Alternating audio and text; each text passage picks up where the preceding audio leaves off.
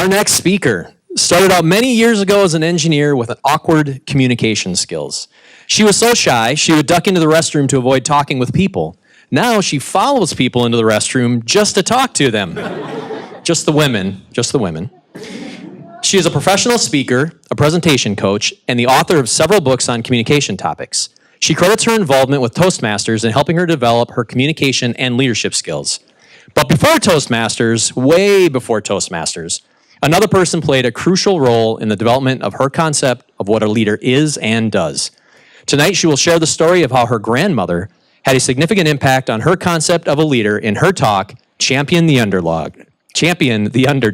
Please welcome Diane Windingland.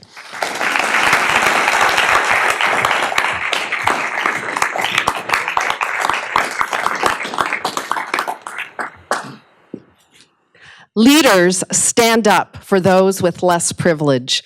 Stand up for those with less power. Stand up against injustice. Standing up for others, being a champion of the underdog is a lesson I learned from my grandmother. My grandmother, my Italian Nana, was a simple, hardworking woman.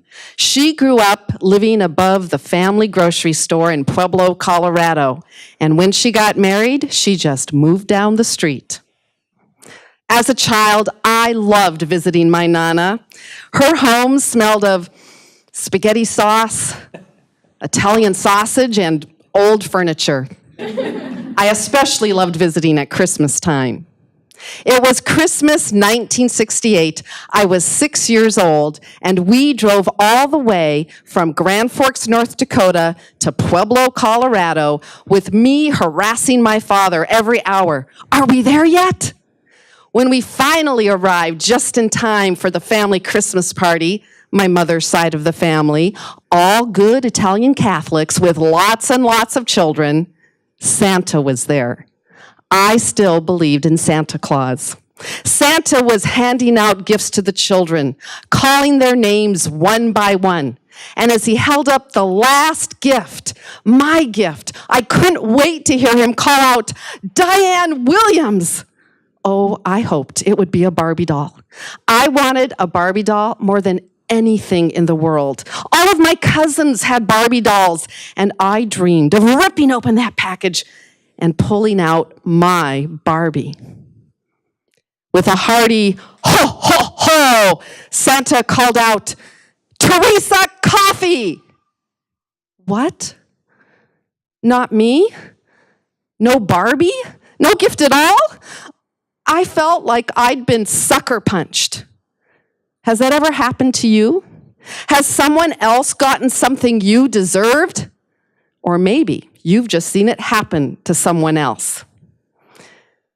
Did you remain a passive bystander? Or did you help out the little guy? That day, my grandmother showed me how to be a leader by standing up for me, by being a champion of the underdog. As soon as I recovered from the shock of not getting a gift, big tears welled up in my eyes, and I looked up at my Nana. "Nana, Santa forgot me." And she scooped me up in those strong, fleshy arms that rolled out ravioli every morning at 5 a.m. for an Italian restaurant where she worked until she was 83.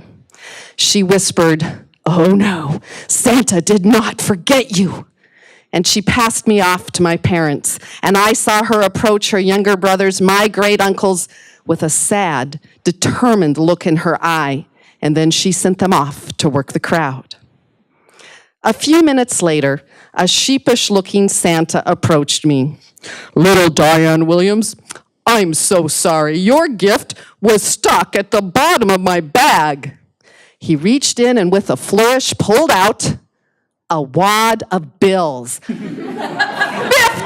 bucks! A small fortune to a 6-year-old in 1968. The tears vanished. Grandma was grinning like the Cheshire Cat, and I had a bigger dream. One Barbie. I could buy hundreds! Yes, I did learn many important things from my Nana that day, and the biggest lesson was that it pays to have mafia connections. Influential people can be helpful, especially when they are leaders that champion the underdog. Many years later, at my grandmother's funeral, the pews were packed, and person after person stood up to speak. They spoke of how she'd helped them when they were down and out, when they were the underdog. Now, my grandmother was old, overweight, not that educated, and poor. She was not a wealthy woman, but she was a wise woman. She was loved, and she was a champion of the underdog. Leave a leadership legacy. Stand up for those with less privilege. Stand up for those with less power. Stand up against injustice, and be like my grandmother, a champion of the underdog.